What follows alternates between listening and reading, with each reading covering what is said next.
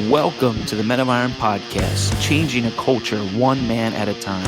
At Men of Iron, we equip men and grow godly leaders through creating and sustaining one-to-one and micro-group mentorships. Go to menofiron.org for more info. Thanks for listening. Welcome to the podcast. It's Steve live from the Men of Iron headquarters in Mannheim, PA. We are excited for an amazing show today. We got the boys, Brothers of Merit, in the house today from Carroll County, Maryland. Episode 35 is brought to you by Black Bear Leather, handcrafted leather wallets, belts, and tote bags made in Lancaster, PA, crafted from USA-made vegetable tan leather. Go to blackbearleather.com for more info. I would love to introduce Brothers of Merit, Brandon, Collier, and Taylor Dooley. Brothers of Merit is a podcast with the mission to inspire men towards brotherhood through Christ. Boys, welcome to the show. Hey, thanks for having us, Steve. Thank you. What's going on? Not too much, man. Not too much. Just hanging out with you guys all day. It's been awesome. Yeah, it's been a great day so far. Yeah, we got Justin and I got to be on the Brothers of Merit podcast this morning, so this is cool. Yeah, it's good. Check it out. Ton of fun. Yeah. Go find Brothers of Merit podcast, and we'll get to this, of course, but go find them on Apple Podcasts, Spotify, everywhere, right? Yes, Wherever sir. you get your podcast needs. They are everywhere. Well, let the Men of Iron listeners know more about Brothers of Merit. Okay. Yeah, so Brothers of Merit, we are a podcast, and our main purpose is to help or let men seek brotherhood through Christ. And we found a gap that was basically in between men and God, and we wanted to encourage others to seek that out with each other, grow those relationships together so that you can challenge each other, hold each other accountable, and continue to build, relationships and friendships and brotherhoods, but with God and as well with the brothers that you've met. Yeah, 100%. Awesome. We're excited to have you guys. We're going to hit you with take 5. This is just a little bit of an icebreaker, man. 5 fun questions. So. You ready for take 5? Let's do it. All right, so since we got 2 guests today, you guys can just jump in however you feel. All right, sounds good. Led. All right, take 5. Question number 1. Funniest story you have about one another. Okay. So this is the time, man. Get some dirt out there on the podcast waves. I like that. That's okay. good. So I'm going to go with Go ahead. one story I have. We were actually recording a video for our podcast about a month ago. And we do our podcast in my basement because we're just like two, Carroll County dudes. That's what we always say. So we were recording a video in our basement because we had signed drumsticks from Matt Greiner. He's the drummer from August Burns Red. We had him on our show. One of my favorite interviews by far. Yeah. And he gave us a signed pair of sticks to give away to our listeners. So we were trying to record a video, and Taylor's our social media guy because I'm not good at that. So he was recording a video for our story to promote these sticks. So how we had it listed is what we thought was going to happen, but we kept running into technical issues. So we actually ended up recording this video like 19 times. It's like supposed to be like initial reaction video. Yeah, so it was supposed to be him surprising me, like, hey, check out these drumsticks. He'd throw them to me, funny. and I'd grab them. I'd be like, oh, I'd freak out because, they're supposed to be like for me, but then he would drop the line like, no, Matt gave them to us for the listeners. Well, every time we did it, it wasn't working properly. So, and it involved him coming from my outside through my sliding door into my basement. My door just sounded like a nonstop, like back and forth. It was like coming open, going shut, going open, going shut. And it was pretty funny to me because I was on the receiving end of it. I'm just at my computer. We're doing a podcast recording that night, and in comes Taylor, in and out. We're trying on his phone, my phone. Finally, we got it. But it doesn't speak too well to me being the social media guy. Yeah, right. I guess that doesn't. But, not at all. Yeah. Oh, well. Just a side note, but Brandon has a man crush on Griner, doesn't he? He big time. I had to like pull the fangirl back real hard when we started. I have no idea what you're talking about. Matt, if you're listening to this, don't listen to them. However, if you want to get coffee one day, just holler at us because you know where to find us. So. Well, he's a Mannheim boy, so now's your time, man. I'm telling you, I'm about your time. Get his number somehow. We're going to find his address. No, because then I'll be stalking him. That's super fangirl, and I'm not doing that. Yeah. So. If no more episodes come back, it's because we're in jail because Brandon got arrested for stalking. I'm going to drive around the next 30 minutes looking for his house. No, I'm just kidding. That's funny. I didn't say that out loud. Well, Taylor, you got any good stories about Brandon here? I mean, I probably have a bunch. I probably should have something like canned for this. Like, I should have an answer.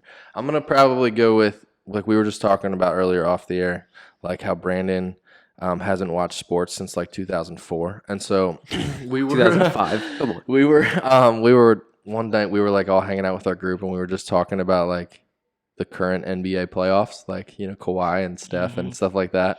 And Brandon's like, "So what team is Kevin Garnett on now?" Nope, not playing anymore. Like, is he still on the T-Wolves? Like, it's just I don't know. So it's just overall, it's pretty funny to have his sports knowledge be from when I was in middle school. So should I take off this sports question for? Absolutely not. Yeah. That's the best part. Yeah, bring it on. All right, just kidding. But take 5, question number 2. What's the best book you've read this year? Ooh, Good question. best book I've read this year. So I would say that just because it's currently in our lives, I would say Louis Giglio's book, Goliath Must Fall. We're reading that as our group and our brotherhood of our men back home, as you guys have, you will hear about between Brothers of Merit and what we exist for. But we have a group of men that is considered our group and our close group of friends, and we decided to read Goliath Must Fall. And we're reading it now, and I'm really starting to get into it, obviously, and I think it's going to be a good one. It's just basically trying to battle Goliath, and he must fall in our lives. So and how Jesus. Awesome. It's cool. It goes to the story of David and Goliath. It's really good. Can't recommend it more. It's Awesome. good. Cool. All right, take 5, question number 3 for either of you guys. What is one thing on your bucket list? Bucket list. That's a good one. I don't know. I run. I don't run well. I don't say I'm a runner because I think that's an insult to runners. But I try to get out there and run. And I just did a marathon about a month ago. Wow. And I was telling my wife asked me like, so what's next?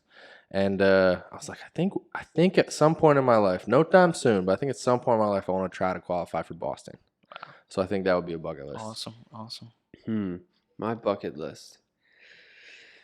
I guess I would say probably traveling the globe with my wife. It's going to be a further bucket list, obviously, because of our kids that are about to be 5 and 3, so that's way ahead of us. Yeah. But I think that's on my bucket list, is just to go around the world, see places we haven't seen, Italy, Poland, because she's Polish, to go there and just explore. Her parents have done a lot of it. They've worked their butts off, and they have seen many places of this world that we would love to see.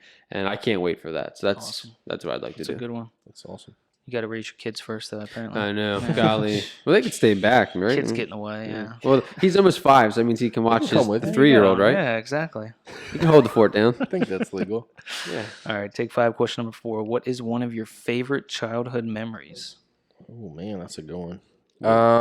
When I don't know if this is really a childhood memory. I think I was in high school, but my family, we road tripped out from Maryland, and we went to we did the whole road trip out to the Grand Canyon and stayed out there in Arizona. So like getting to see that and stuff was pretty dope. That's cool. You got for us? Favorite childhood memory. So I'm gonna sit with a funniest childhood memory. I think there's one time in my backyard, and my brother and I were doing things that we shouldn't have done. He was like, it was before my mom died, so I was like 5 and 6, and he was probably like 9. And we found a BB gun in the closet, and we were being typical boys. So we decided to go into the backyard. Mom was out in the front yard gardening. My brother and I were in the back. We stole this BB gun. We went out, and there was a spare tire behind our shed. And my brother thought it'd be a good idea to shoot the tire with the BB gun. So my brother shot the tire, and of course the BB hit the tire, bounced right back in, and plucked him right in the nipple. So he starts crying.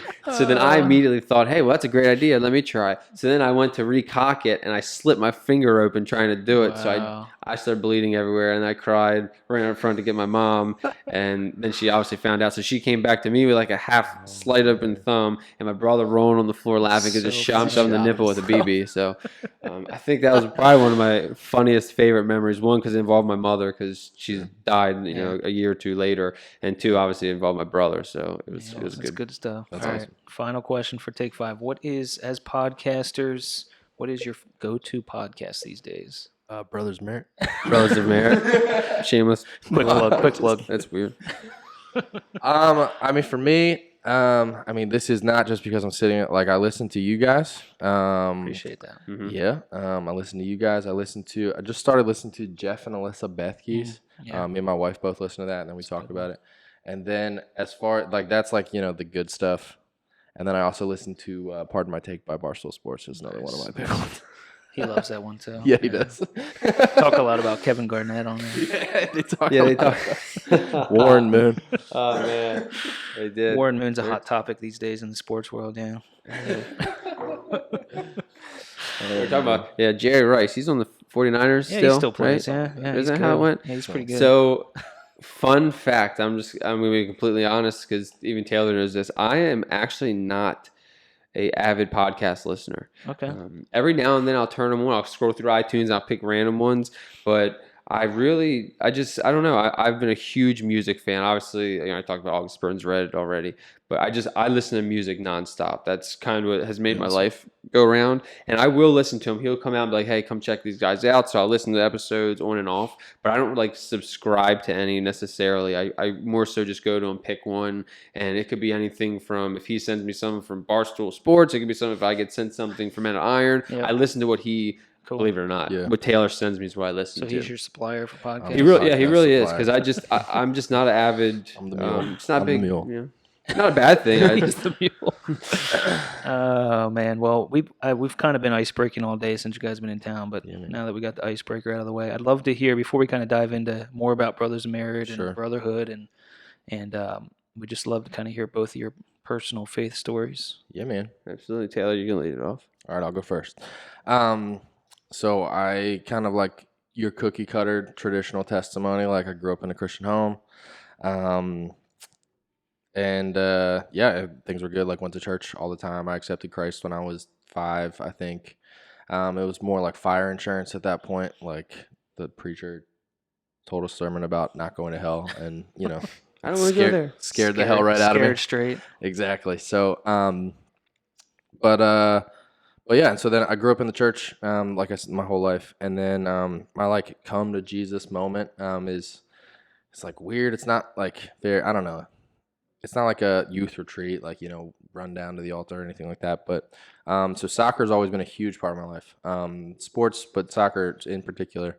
And when I was in high school, it was kind of like my identity, like it was everything that I found. I like wrapped myself up in, and so there was one night that I was playing in an indoor soccer league, and that was what I did all the time, like just to like get out of the house almost, like just as a typical high school kid. I didn't want to be home. I wanted to be doing other stuff with my friends, and soccer was the way to do that. And there was one night that I had it was like a stupid like rec indoor co-ed game. Like it wasn't even that big of a deal, but I had a rough game. Like I think one of the girls on our team got boarded, so I like threw that guy into the wall, and I got like red carded, kicked out or whatever.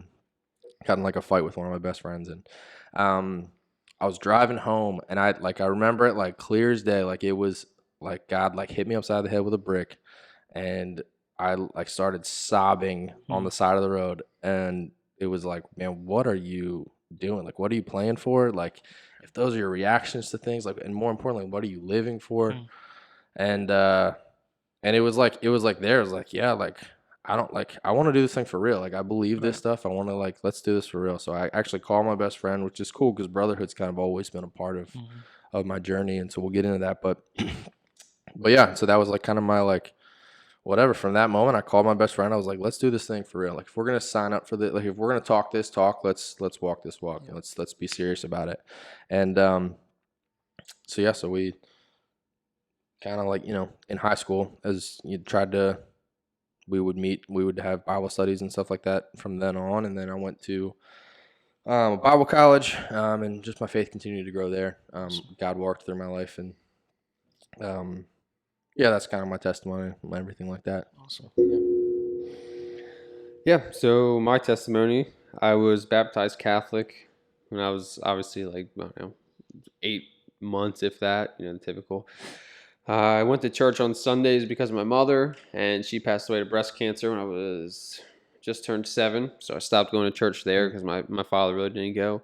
And I never went again until about 3 years ago. So when I was, 25. And my wife born in a Christian home, raised as a Christian. Her parents are extremely active in the church. My wife is extremely active in her faith and always has been. And I wasn't. I would always, she'd ask me to go. I never would. I was confused with my life in regards to my faith. Who was my higher power? Like, what did I believe in? I never gave it too much thought because of the typical anger of, you took someone that I loved so dear to me. Like, why would you do that? So I got to a point in my life where I knew I needed to be the spiritual leader of my household. I had a wife. I had 2 kids at that point. Well, 1 kid at that point, second on the way. And I needed to do something. I needed to change. My life wasn't going the way I wanted it to. Not in regards to success, but internally as a man, I just didn't feel complete. And I needed something to change. So I started, went to work one day. The guys pulled me aside, sat me down and said, "You are not yourself. Something's wrong and something needs to change. Like, whatever's going on in your life, you're bringing to work. It's affecting us. Change it." Luckily, I had a guy named Jack Foster who was a huge reason why I started my walk, and he never gave up. He started talking with me and said, "Hey, you need to go to church." His brother is the pastor at Lighthouse Church in Maryland and in Anne Arundel County, and he's on their worship team. He's been a Christian, a very long time, and he stuck with me. So I decided one Sunday, I said, why not? Let's go. My wife always tried to get me to go, but I needed that, masculine figure to say, "Hey, get your butt up and, go talk to the Lord for a little bit." So I went.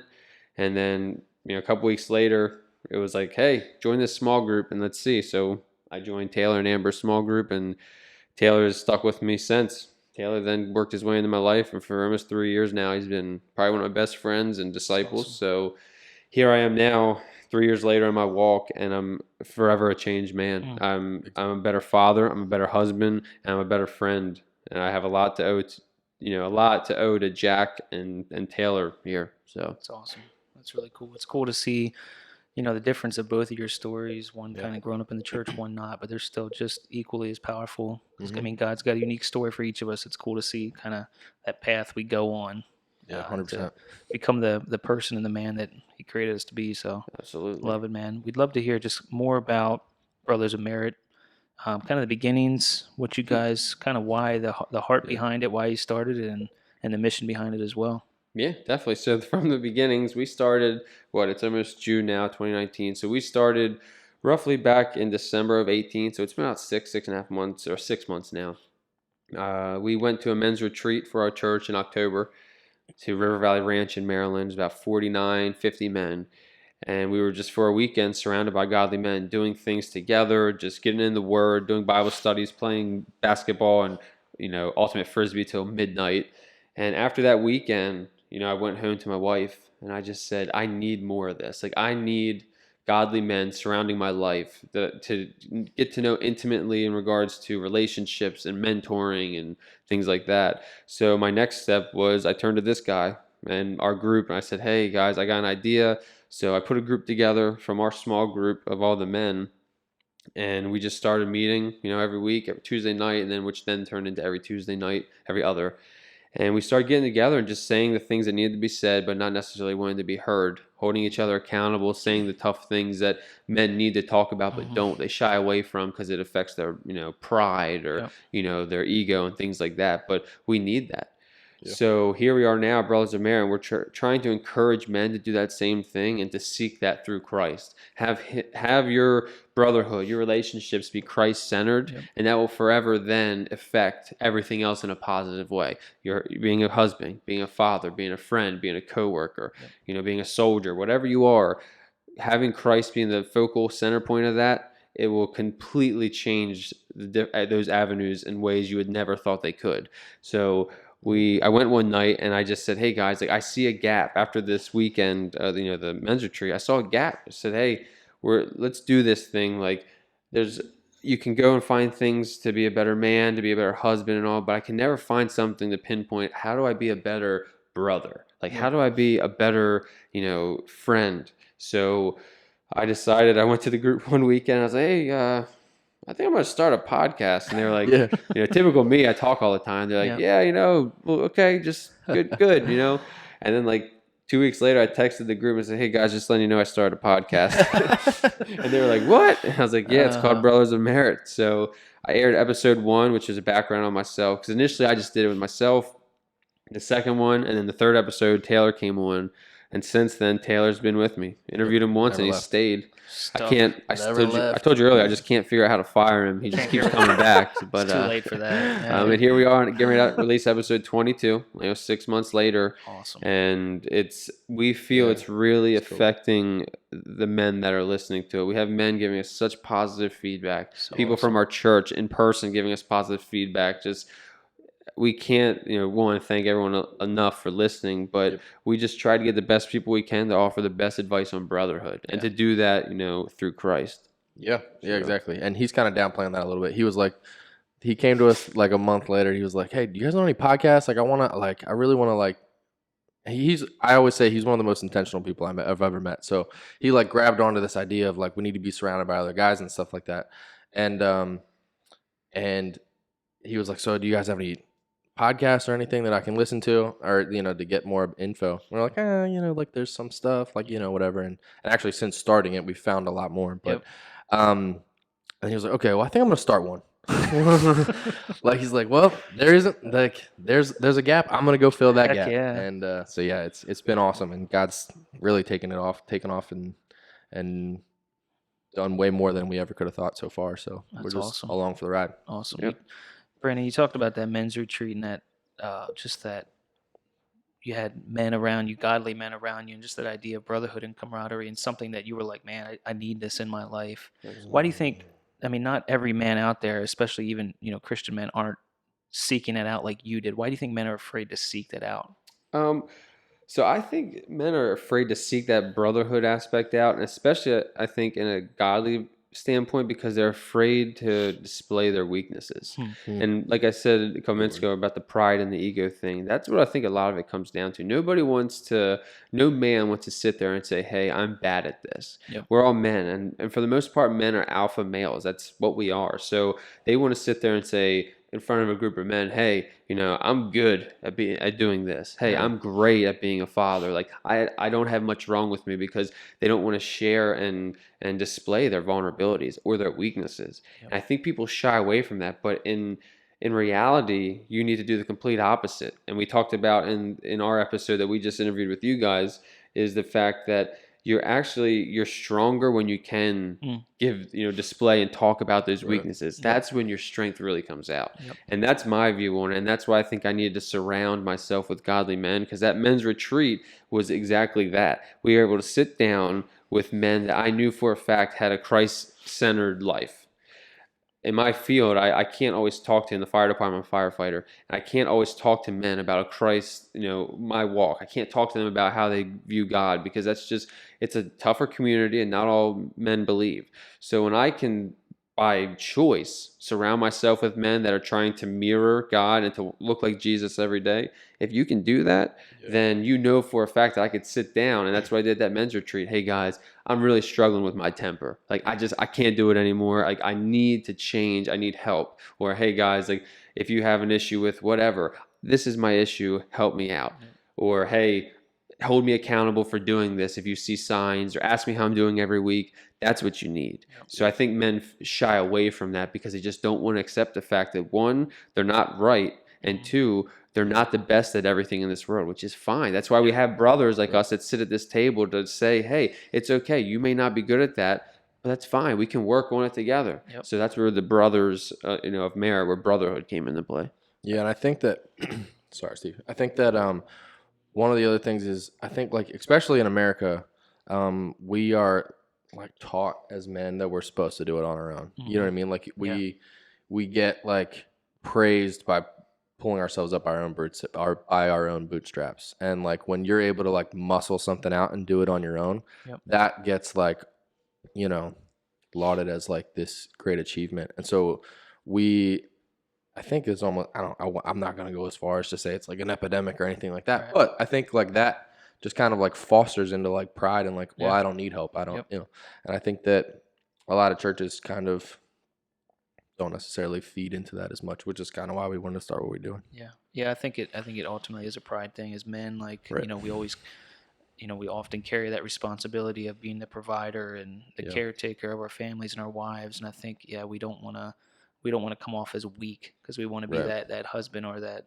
father, that provider that's taking care of their family. Right. But it's often that sense of pride that makes you be a bad husband or Exactly. a bad father. So it's interesting. You talked about the church just there at the end of your conversation there. How do you see, both of you guys, how do you see the church? How does the church do it cultivating these relationships or building brotherhood or doing men's ministry? How do you think the church does in that arena? Sure. So I think I think that a lot of times the church is like heart's in the right place, but I think it's just a really hard like ministry area to get right. And I think a lot of times if you go to a church, you're going to see like a small group that's like just for men. Mm-hmm. That's about as far as most churches get. I'm sure. I mean, you guys know this as Men of Iron. Yep.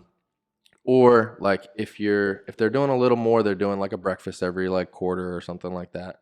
Or if they're really killing it, they do like a ministry retreat. You know what I mean, or something like that.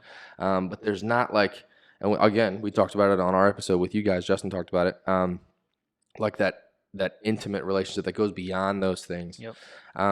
Just is, I don't know why it's hard to cultivate, but and that's one of the reasons why we wanted to start what we did. I guess. So one of the things that I've seen like Brotherhood modeled, like one of the best ways, was one of my best friends, and I'll be quick with this one because it doesn't really answer your question, but the side note, tangents or where I live. So one of the like best like examples of like is doing it right, and I don't know, like Brandon talks about this a lot. Like I think it's almost important that like our group isn't through the church. Like it's just guys trying to be invested in each other's lives. Like it's not necessarily something that's coming from the corporate church. Yeah. And so, like I said, the way that I've seen this model is my best friends when I was in high school. Their dads had a group that they were investing in each other's lives. They called it the Covenant Group. They started it when they were about around our age, early 20s, and they were having kids and getting married and things like that. And they looked at each other and they were like, "Hey, we're in this stage of life, we need help. Like, let's get together and try to do this." They like drafted up a covenant. Like, these are the things we're going to hold each other accountable for. We're going to be in each other's lives, and we're going to sign it, and we're going to it's going to mean something. And which is great, cool, fine, wonderful. And then everybody moves away as life happens or whatever, and they still like would get together every year and they go on vacation together. And again, it's like cool, like they're a group of friends. Yeah. Like I've seen a movie, like you know what I mean? Like It's like the same thing, yeah. But the reason why that's like so impactful is because I walked into that like 25 years down the road or whatever. Like when I had my best friends when they were in high school is when I met them. And when like life happened, that group showed up and you could like see like the fruit of that, that brotherhood happen. When one of my best friends in that group, their dad passed away unexpectedly because of a stroke. And so at his funeral, they like the way they did the funeral was like, Doug, the firefighter, he was a firefighter as well. And so like the fire chief came up and talked about him. Doug, the leader in the church, and other elders talked about it. And then it was Doug, the friend, and like the Cove group all came in. They flew in from everywhere and they got up there and like 6 men strong, like, and the first thing they said was, "We feel like we lost a brother today." Like, and it was just like super powerful. Like, and like now they are going to take on like helping his family now. So that, cool. You know what I mean? And then a couple of years later, his daughter got married, and so for her like first dance with her dad, she danced to "I Can Only Imagine," and she danced like in segments with her 3 brothers, and then she danced with his best friend from the Cove group. Wow. Which was such a cool. A powerful picture of like, it's not just like some dude that your dad knew. Like it's a guy who's invested in your life too, because he's so invested in the brotherhood of your dad's life. And I think to wrap it back to the question, I think the church misses that part because we try to like formalize it too much sometimes. Yep. And sometimes it's just about those authentic, like nitty gritty, vulnerable conversations of like just doing life with each other. And a lot of times guys don't want to sit in a circle and talk about it. They do that by doing stuff. And that happens out of the church. And that's hard to cultivate. It's hard to make happen. It just has to happen authentically. Yeah, I think honestly, outside of the church walls, I think that's where that authenticity comes from. I'm not putting anything I'm not saying anything negative against the church, but it is like we talked about, and I think on your podcast, that almost that like idea of you're just a Sunday Christian. Like you can put on that fake smile at church. It's the same thing with going to a men's breakfast or you know what I mean, or a men's event at church, like you just put on that fake smile. But I think it's when you get outside, and I think it's a comfort thing too for men. They might not feel like they can be themselves or be authentic inside those walls. Right. But I think you can find that real authenticity outside the church walls. What advice would you guys give to the listener out there that's kind of struggling through that, maybe doesn't have that mentor or that man or that group in his life that he feels like he can do life with, and he feels like he's kind of in a corner by himself? I would say to reach out, and I'm not like plugging us, but if you ever feel like, if you're at a wall and you just can't find that avenue, one, if you don't attend church, start going to a church. And if not, reach out to any of us, not just Brothers of Merit, but Men of Iron. Reach out to anyone that could, one, assist you in the right direction and help find someone that maybe could help you and will actually listen. Like, that's one of the things that we harp on a lot is that's why we keep these numbers small. Like, we're not a huge group of 20 people. It's because we want to keep that intimate, value of the relationship to each other. So if someone is seeking it, you can definitely do it. Go to your church and get uncomfortable. You know what I mean? And what I do mean by getting uncomfortable is if you're not willing to speak out a lot, there's somebody there that would love to mentor you. There's somebody in this world that is looking for somebody to mentor or has the skills and the knowledge to do so. If that's not your thing of reaching out and speaking to people, make yourself uncomfortable. Be vulnerable and approach that person that you may be seeking and thinking in your head, I would love to look like him every day. Well, then make it happen. Go approach that man in that church and say, hi, I'm Brandon, and I just want to let you know that, I've seen you around church. I'd like to get you know you some more. How would you like to go grab a coffee? Let's go sit down. And you'll never know what'll happen unless you do it. And in soccer, they'd always say you'd miss 100% of the goals you never shoot. If you don't take a shot, you'll never know if you're going to score. So be vulnerable. And you guys have heard me say, and Taylor say vulnerable and accountability and uncomfortable multiple times now, because that's true.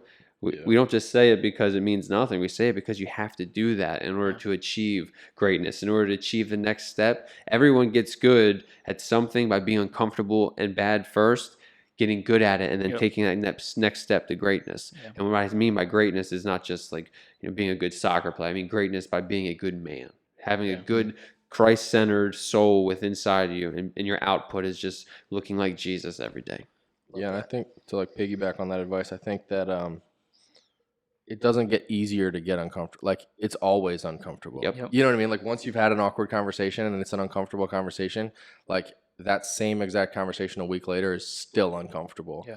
But you like come out on the other side. Like, it's a little bit easier because the last one, it went really, you know what I mean? Like, that last conversation ultimately was worth it and it went well. And so, but you still, I mean, you have to get over that uncomfortability every single time.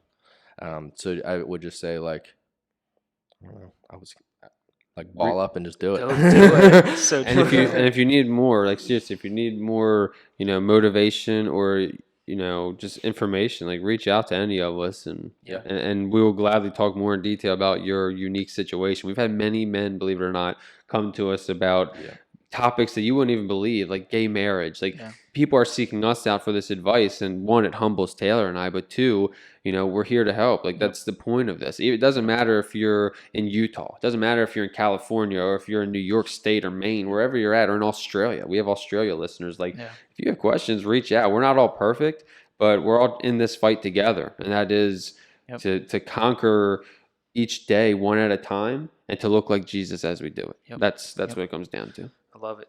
It's you guys made it as simple as possible, and I think we try to overcomplicate it as men. It's just you got to put that want into action. Absolutely. Like you said, if you see, you see a buddy down the street or at your job that's doing what he's supposed to do, he's leading his wife well, he's leading his kids well, and you desire and want that, go do it. Go talk to him, ask him how he does it, and ask him to mentor you. I love that. So what's the future for Brothers of Merit? Ooh, what a question. That is a good question. You guys got another 30 minutes? I was going to say an hour, but okay, it'd be nice. Taylor and I have talked about that many times, and we are not sure. Like we talked about, we feel like the best setting for this is outside of a church, but we also do know that a church is the reason why I wake up every day. That's God's place for me to go talk with him, and God is the reason why I wake up every day. So what I mean by that is we're not sure if we want to materialize and make groups and have men really like work on and seek out what we're trying to do and what we do, or if we're going to go the ministry route. Like we're not really sure, honestly. We just know that right now we have a podcast out that, Sunday nights, Monday mornings, every week it comes out. We're interviewing guys that have amazing stories and amazing things to tell. Yep. And for now, we're trying to pray on it and figure out and put our heads together on what the future does hold for us. And that is a good question, and we weren't lying. Like we are still trying to hash that out every day. Like what should we do? Yeah. What is our calling? What does God want us to do with this? Yeah. We'd love to help you guys in any way. I mean, we're by no means a big organization, but we've been there in those small, one church infancy days. So we can learn a lot from each other for sure. 100%, man. 100%. And you guys have done it right so far, so we could definitely use advice. You may not be big, but you're a lot bigger than two guys in a basement. So. 100% true. 100%. Well, we love what you guys are doing. It's cool how we got connected just through social media, just kind of I wouldn't call it a chance encounter, probably a God encounter. For sure, absolutely. But yeah, these guys are in town for the day, hanging out with Men of Iron. We got to be on their podcast this morning. Yep. And now they're on our podcast. So go find Brothers of Merit on Apple Podcasts, Google Play, Spotify. Where else can I find you? Our website, brothersmerit.com. Awesome. Oh yeah, and all the social media platforms. Instagram. All that stuff. Instagram. Facebook is a closed group, which we think is pretty cool. We got about 130 plus men right now. Yep. And it's just a closed group to talk about whatever. When guys have advice or they're seeking advice, they throw it out there, and then everyone chips in and tells about their experiences and knowledge on the topic and the subject. Cool. And so you can seek that out. All of that's through the website, and you get all the links and all. Awesome. Very cool. Well, it's been an honor to have you guys on. It's been an honor to have you in town. Right after this, he's going to see Matt, isn't he? Yeah, absolutely. Yeah, he's going to go. Hey, Matt, are you listening? Hang out in his backyard. he was snapping him during this. If I Google Matt Griner, maybe I'll get his address, right? Is that how that works? I think so. Oh, man. If it's an honor for us to be here, so we definitely appreciate it. Yeah, seriously. Awesome. Well, for more info, you can go to brothersofmerit.com. Like I said, check out the podcast. These guys have had, 20 episodes in? Yeah, about to be 22. Yep. Awesome. Phenomenal guests. Luke Rogers. Matt Griner. What was the guy? I keep forgetting Mark. What was his last name? Mark Clark. Mark Clark. Clark. Pastor That's a of Village good one. Church up in Canada. That's a real good one. But seriously, guys, everybody listening out there, go check out Brothers of Merit. It was an honor to have you guys here. Thank you. Awesome. Thanks, Steve. Right back at Awesome. For more info on the Men of Iron podcast, go to menofiron.org podcast. You can find us on Apple Podcasts, Google Play, and Spotify. Thank you again to Brothers of Merit and our sponsor, Black Bear Leather. Episode 35 is out. See you guys.